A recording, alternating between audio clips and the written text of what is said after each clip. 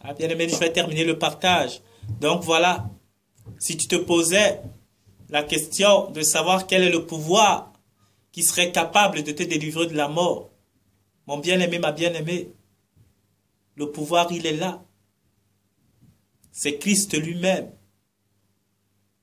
au travers de son Père Elohim, qui est capable de te communiquer la vie, qui elle-même est une puissance qui libère de la mort. Parce que c'est la vie qui libère de la mort, c'est la vie qui triomphe de la mort. Et Christ lui-même, de dire que celui qui croit en moi vivra même s'il meurt, bien-aimé. C'est ça, le pouvoir de la vie sur la mort. C'est de pouvoir s'abandonner sans partage. C'est de pouvoir se remettre de manière entière et totale à celui-là même qui est le prince de la vie, Yeshua le Mashiach, Jésus-Christ. Ainsi, quand tu revêts la puissance qu'il t'offre au travers de cette vie-là, tu commences à développer en toi ses capacités, tu commences à développer en toi ses attributs, tu commences à développer en toi ce qu'il est lui-même. Parce qu'il n'est pas séparé de son Père, comme je l'ai dit. Il te communique ce que son Père est. Et une fois que tu es devenu un avec Christ, bien-aimé, tu deviens Dieu pour le diable. Tu deviens un Elohim pour le diable, bien-aimé dans le Seigneur.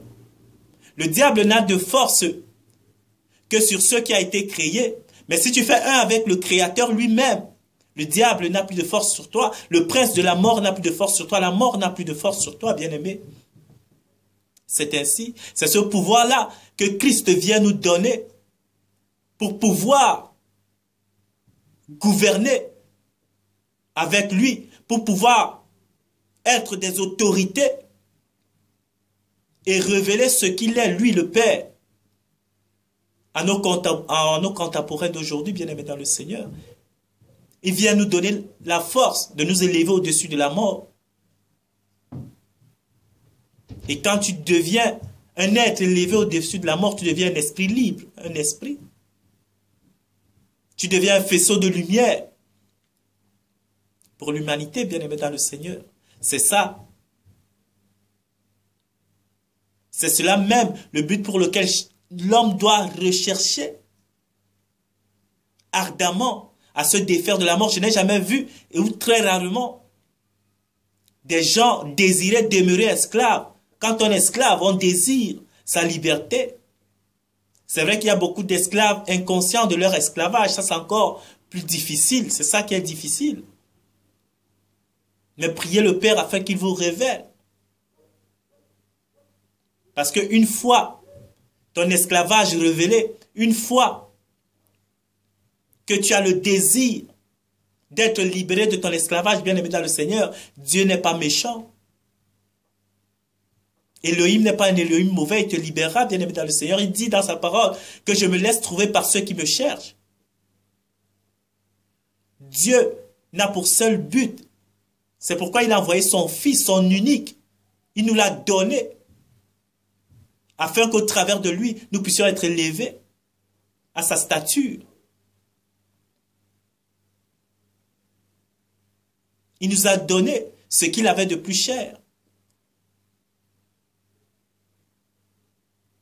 Donc c'est ça le but de l'homme. La Bible nous dit qu'il est dans le désir de l'homme, de Dieu, que tous les hommes soient sauvés et parviennent à la connaissance de la vérité. Dieu ne veut pas que nous mourons dans notre ignorance ou dans le péché dans lequel nous vivons. Mais Dieu veut nous libérer de la conscience cosmique, de la conscience satanico-diabolique, franc-maçonnique et tout ce que vous pouvez savoir qui existe dans ce monde, Illuminati et tout. Il veut nous libérer de cette conscience-là, de la consommation universelle, de tout ce qui se passe dans ce monde, afin que nous fassions qu'un avec lui. Donc voilà, bien-aimés dans le Seigneur, la puissance, elle vient au travers de la parole qui est Jésus. Jésus communique la vie. Et quand la vie est communiquée, quand Jésus arrive dans la vie, l'Esprit suit également, pour donner un discernement clair à celui qui a été appelé. pour donner un discernement clair aux disciples d'Élohim au travers de Yeshua, Jésus-Christ.